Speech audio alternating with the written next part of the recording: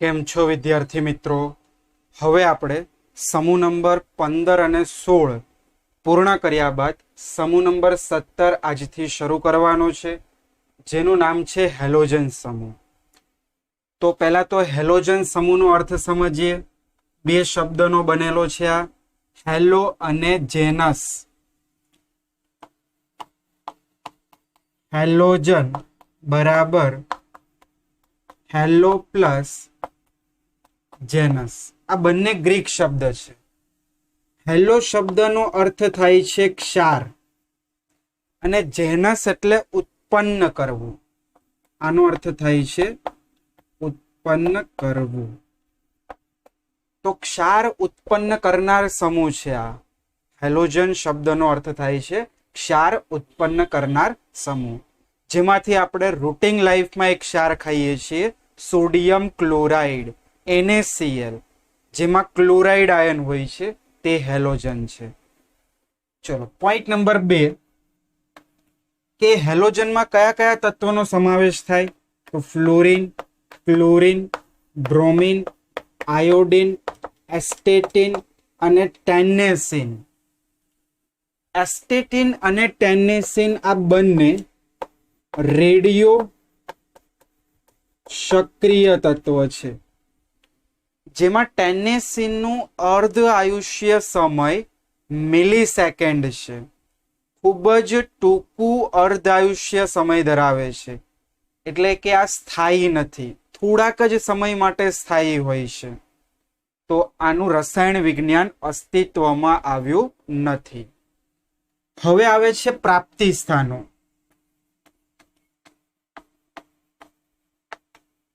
તો જો પ્રાપ્તિ સ્થાનોમાં પહેલું આપણે લઈ લઈએ છીએ ફ્લોરિન. તો ફ્લોરિન મુખ્યત્વે એની કઈ કઈ ખનિજોમાંથી આપણને મળી આવે છે? તો પહેલું આવશે ફ્લોર સ્પાર, જેને કહીએ છીએ કેલ્શિયમ ફ્લોરાઇડ CaF2. આમાંથી આપણને ફ્લોરિન મળી આવે છે. બીજું આવે છે ક્રાયોલાઇટ NaAlF6. આ છે ક્રાયોલાઇટનું અણુસૂત્ર. અને ત્રીજું આવે છે ફ્લોર એપેટાઇટ. ચલો એપેટાઇટ શબ્દ આગળ આવી ગયો છે સમૂહ નંબર 15 માં. તો ફ્લોર એપેટાઇટનું થશે અણુસૂત્ર Ca9PO4 6CaF2. ત્યાં આપણે X2 લીધું હતું. X બરાબર ફ્લોરિન, ક્લોરિન અને OH મૂક્યું હતું. તો ફ્લોરિન આપણને મુખ્યત્વે આ ખનિજોમાંથી મળી આવે છે. દરેકમાં આપ જોઈ શકો છો ફ્લોરિન છે. આ ઉપરાંત અલ્પ માત્રામાં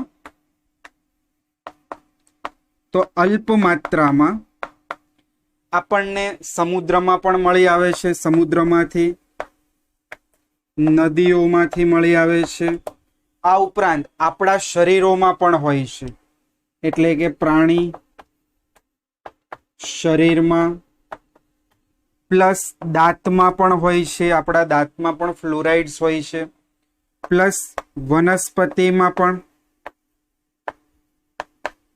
અલ્પ માત્રામાં સમુદ્ર, નદીઓ, પ્રાણીઓ શરીરોમાંથી, દાંતમાંથી, વનસ્પતિઓમાંથી પણ ફ્લોરિન મળી આવે છે. તો આ તો ફ્લોરિનની વાત. ચલો ત્યારબાદ આવે છે ક્લોરિન.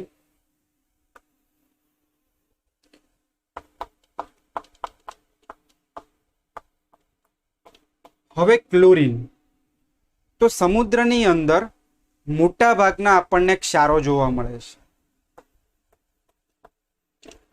સમુદ્રના પાણીમાં સોડિયમ, પોટેશિયમ, મેગ્નેશિયમ અને કેલ્શિયમના ક્લોરાઇડ,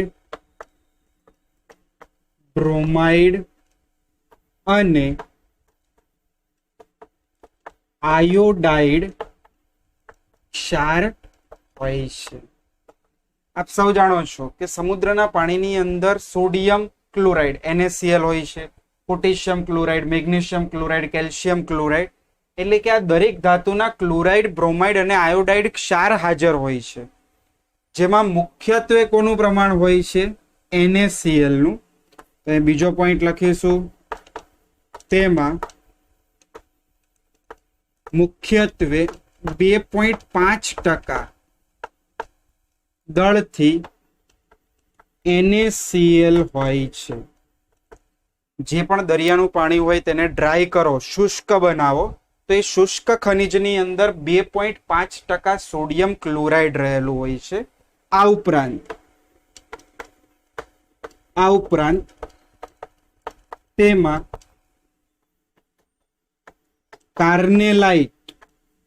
કાર્નેલાઇટ એટલે KCl, MgCl2 અને 6 મોલ H2O પણ રહેલું હોય છે. તો આ થઈ ગયું તમારે ક્લોરીન. તો જો અહીંયાથી પણ ક્લોરીન મળે છે, NaCl માંથી પણ ક્લોરીન મળે છે. તો ક્લોરીન આપણે આવી રીતે મેળવવામાં આવે છે. મોટા ભાગે NaCl એનો સોર્સ હોય છે. આગળ આપણે ક્લોરીનની બનાવટ પણ ભણવાની આવશે, ત્યારે વિગતવાર આપણે સમજીશું. ત્યારબાદ આવે છે બ્રોમિન અને આયોડિન. તો બ્રોમિનની પહેલા વાત કરી લઈએ. બ્રોમિન આપણને મળે છે મુખ્યત્વે સોડિયમ બ્રોમાઇડ અને પોટેશિયમ બ્રોમાઇડ. NaBr અને KBr એની ખનિજો છે બ્રોમિનની. ત્રીજું આ બીજું હતું. ચોથું આવે છે આયોડિન. તો આયોડિન સમગ્ર સૃષ્ટિની અંદર આપણને સમુદ્રમાંથી મળી આવે છે. જો સમુદ્રમાં રહેલા જીવો જેમાં આયોડિન રહેલું હોય છે.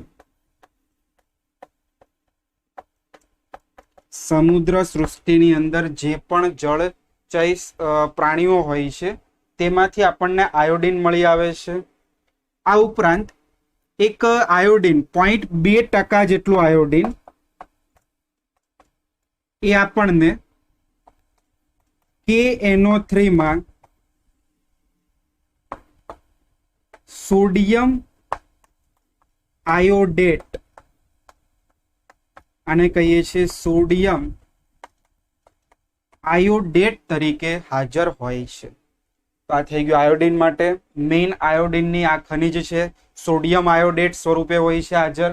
આ ઉપરાંત સમુદ્રની અંદર રહેલા જે જીવસૃષ્ટિ હોય છે તેમાં પણ આયોડિન મળી આવે છે. ત્યારબાદ આવે છે એસ્ટેટિન અને ટેન્નેસિન. રેડિયો સક્રિય તત્વ છે, જેમાં ટેન્નેસિન એ સંપૂર્ણ માનવ સર્જિત તત્વ છે. તો આ હતું પ્રાપ્તિ સ્થાન, બેઝિક ઇન્ફોર્મેશન. લખી નાખો, પછી આપણે એની અમુક વિશિષ્ટતાઓ, અમુક એના ગુણધર્મોની ચર્ચા કરીએ. ચલો, લખાઈ ગયું. હવે આગળ આવે છે સમૂહ નંબર 17 હેલોજન સમૂહમાં. પહેલા તો ઇલેક્ટ્રોનની રચના જોઈ લઈએ. તો હેલોજન સમૂહની સામાન્ય ઇલેક્ટ્રોન રચના બને છે NH2NP5. તમે જોઈ શકો છો કે આ ઇલેક્ટ્રોન રચનાને નિષ્ક્રિય વાયુ જેવું બનવું હોય તો કેટલા ઇલેક્ટ્રોન ખૂટે છે? 1 ઇલેક્ટ્રોન ખૂટે છે. તો લખી શકાય આ ઇલેક્ટ્રોન રચના નિષ્ક્રિય વાયુ જેવી બનવા માટે 1 ઇલેક્ટ્રોન ઓછો ધરાવે છે. 1 ઇલેક્ટ્રોન ઓછો હોય છે. જો આ 1 ઇલેક્ટ્રોન મેળવે તો હેલોજન સમૂહ એ સ્થાયી બની જશે, નિષ્ક્રિય વાયુ જેવા. બાહ્યતમ કક્ષામાં કેટલા ઇલેક્ટ્રોન છે? 5 ને 2 7 ઇલેક્ટ્રોન. બીજો પોઈન્ટ આવે છે પરમાણ્વીય અને આયનીય ત્રિજ્યા. તો આપણે જાણીએ છીએ કે હેલોજન સમૂહ આવર્ત કોષ્ટકમાં જમણી બાજુ ઉપર હોય છે. તો પહેલા હું તમને આવર્તમાં સમજાવું છું કે આવર્તમાં આપણે શું જાણીએ છીએ? ડાબી બાજુથી જમણી બાજુ તરફ જતા ત્રિજ્યા એ ઘટતી હોય છે, કારણ કે નવો ઇલેક્ટ્રોન જે ઉમેરાય છે એક જ કક્ષામાં ઉમેરાય છે. એનનું મૂલ્ય એઝ ઇટ ઇઝ રહે છે, કક્ષાનું મૂલ્ય બદલાતું નથી. ઇલેક્ટ્રોનની સંખ્યા વધે છે, પરમાણુનો કેન્દ્રનો ધનવીજભાર વધે છે, માટે કક્ષા સંકોચન પામે છે. તો આવર્તમાં જોઈએ તો આવર્તની અંદર સમૂહ નંબર 17 ના તત્વોની જે ત્રિજ્યા હોય છે એ ઓછી હોય છે. તો પહેલો પોઈન્ટ એ લખીએ છીએ કે આવર્તમાં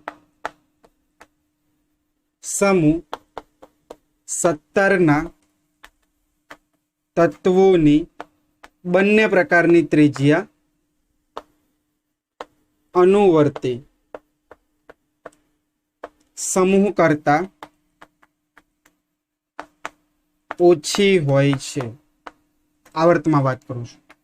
પણ સમૂહમાં હવે આપણે વાત કરીએ કે ફ્લોરિન, ક્લોરિન, બ્રોમિન, આયોડિન, તો ઉપરથી નીચે તરફ જતા ઇલેક્ટ્રોનની સંખ્યા વધશે, કોષની સંખ્યા વધશે, માટે ત્રિજ્યા પણ વધશે. તો સમૂહમાં ફ્લોરિનથી એસ્ટેટિન તરફ જતા ઇલેક્ટ્રોનની સંખ્યા ઉપરાંત કોષની સંખ્યા વધતા બંને પ્રકારની ત્રિજ્યા શું થાય છે? વધે છે. તો સમૂહમાં ઓલવેઝ ત્રિજ્યામાં શું થાય? વધારો થાય. દરેકમાં આપણે આ કારણ ભણીએ છીએ. આયનીકરણ એન્થાલ્પીની વાત આવે છે. તો નોર્મલી જોઈએ તો હેલોજન સમૂહની આયનીકરણ એન્થાલ્પીનું મૂલ્ય ખૂબ જ ઊંચું હોય છે. કારણ કે આમાં તમે જોઈ શકો છો 5 અને 2 7 ઇલેક્ટ્રોન છે. એટલે આ શું કરે છે? એક ઇલેક્ટ્રોન મેળવવાનું વલણ ધરાવે છે.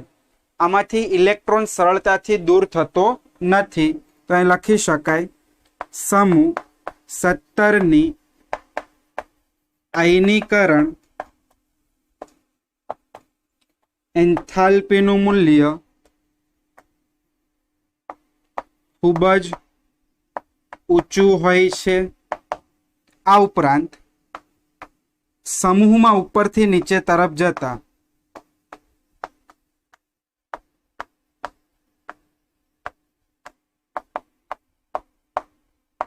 સમૂહમાં આપણે ઉપરથી નીચે તરફ જઈએ એટલે એનું કદ વધે. બાહ્યતમ ઇલેક્ટ્રોન ન્યુક્લિયસ કેન્દ્રથી દૂર જશે, માટે આકર્ષણ ઓછું થશે અને ઇલેક્ટ્રોન સરળતાથી દૂર થશે. તો સમૂહમાં ઉપરથી નીચે તરફ જતા આયનીકરણ એન્થાલ્પી શું થાય છે? ઘટે છે. તો સમૂહમાં ઓલવેઝ આયનીકરણ એન્થાલ્પીનું મૂલ્ય ઘટે. હવે આવે છે ઇલેક્ટ્રોન પ્રાપ્તિ એન્થાલ્પી. તો આપણી પાસે જેટલા પણ સમૂહ છે 1, 2, પછી 13, 14, 15, 16, 17, તો તેમાં સમૂહ નંબર 17 સૌથી વધુ ઋણ ઇલેક્ટ્રોન પ્રાપ્તિ એન્થાલ્પી ધરાવે છે. સમૂહ નંબર 17 સૌથી વધુ ઋણ ઇલેક્ટ્રોન પ્રાપ્તિ એન્થાલ્પી ધરાવે છે. આ ઉપરાંત સમૂહમાં ઉપરથી નીચે તરફ જતા, દરેક સમૂહની જેમ જ છે, ઉપરથી નીચે તરફ જતા ઋણ ઇલેક્ટ્રોન પ્રાપ્તિ એન્થાલ્પીનું મૂલ્ય ઓછું ઋણ બનતું જાય છે. ઇલેક્ટ્રોન પ્રાપ્તિ એન્થાલ્પીનું મૂલ્ય ઓછું ઋણ બને છે. તો હવે આપણને એવો પ્રશ્ન થાય કે ઓછું ઋણ બને છે, તો અહીંયા લખીએ કે ફ્લોરિન, ક્લોરિન, બ્રોમિન, આયોડિન ઉપરથી નીચે તરફ જતા ઓછું ઋણ બને, તો આનું મૂલ્ય વધારે ઋણ હોવું જોઈએ. ત્યારબાદ આનું ઓછું ઋણ, એનું ઓછું ઋણ અને ઓછું ઋણ. પણ હકીકતમાં એવું નથી. અહીંયા આપણને ફ્લોરિન અને ક્લોરિનમાં એક એક્સેપ્શનલ જોવા મળે છે, જે આપણે 11મા ધોરણમાં ભણી ગયા છીએ, 3જા ચેપ્ટરમાં. ફ્લોરિન અને ક્લોરિનની ઇલેક્ટ્રોન પ્રાપ્તિ એન્થાલ્પી વચ્ચેનો અપવાદ.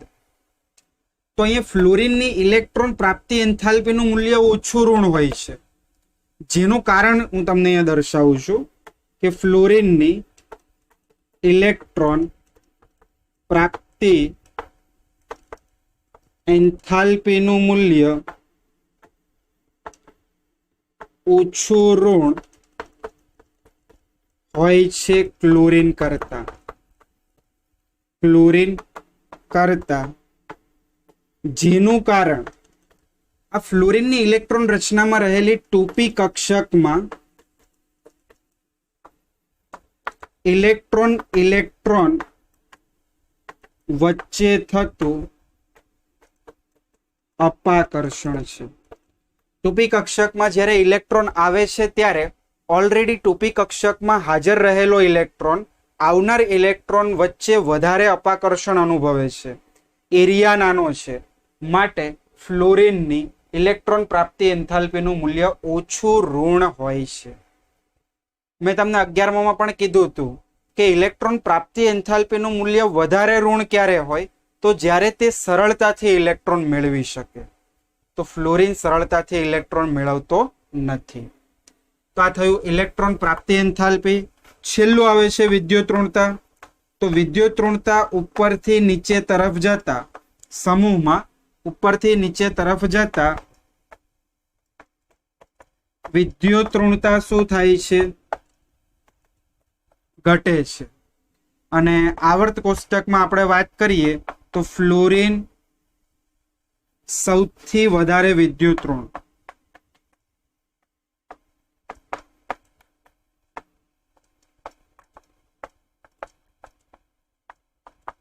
ફ્લોરીન સૌથી વધારે વિદ્યુતઋણતા ધરાવતું તત્વ છે. 4 વિદ્યુતઋણતા છે.